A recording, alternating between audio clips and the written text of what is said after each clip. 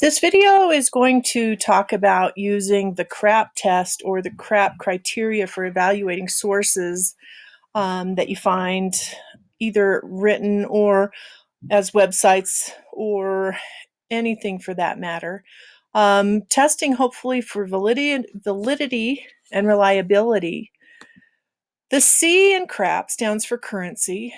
When we're talking currency, we want to know the timeliness of the information. Some questions you might ask: when was the information published or posted? Has the information been revised or updated? Is the information current or out of date? And are the links functional? Sometimes it's difficult to dig and find dates, but oftentimes you can find when it was published, and obviously dysfunctional links are a sure heads up that something's not been worked on lately. The R stands for relevance. When you're looking at relevance, the importance of the information for your needs. Hopefully it's not just the first thing that popped up on your Google search or the first document you came across. It needs to be relevant to the topic that you are researching. Questions are: does the information related to your topic answer your questions?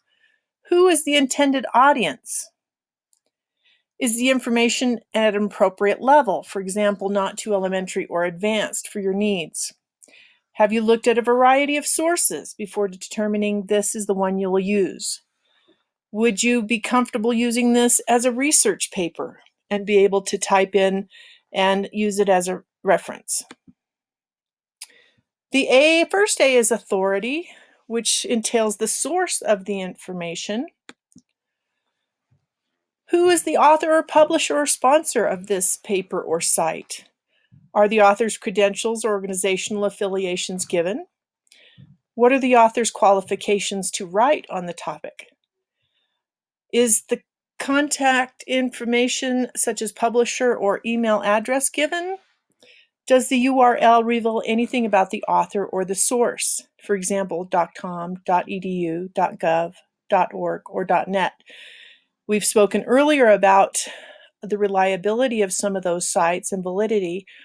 So oftentimes, for example, just because it's signed by a doctor does not necessarily mean that they are actually a doctor or they have the proper credentials. So you want to make sure the author of the site or paper are valid. A for accuracy, the reliability, truthfulness, or correctness of the informational content. Where does the information come from?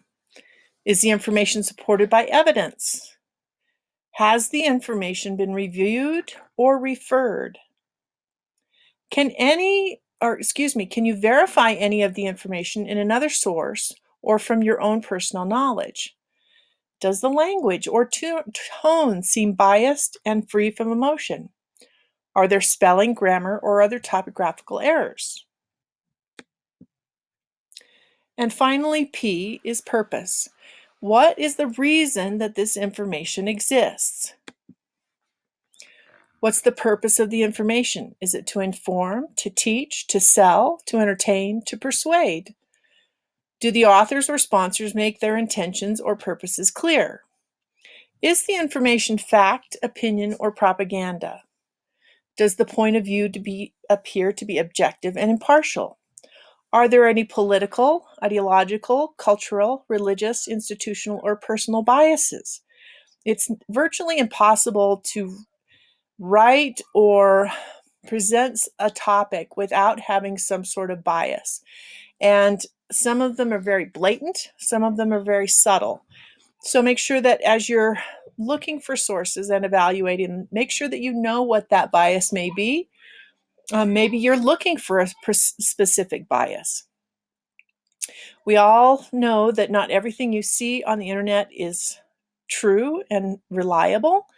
So we want to make sure that we use this C.R.A.A.P criteria as we're evaluating any source so that we can make sure that the purposes that we use it for are also valid and reliable.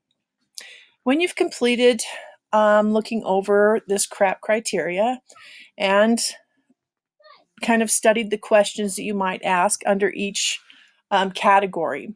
I want you to click this link for a quiz that will test your knowledge on the C.R.A.A.P criteria. If you need to refer back to the slides, please do so. And I hope this was informative.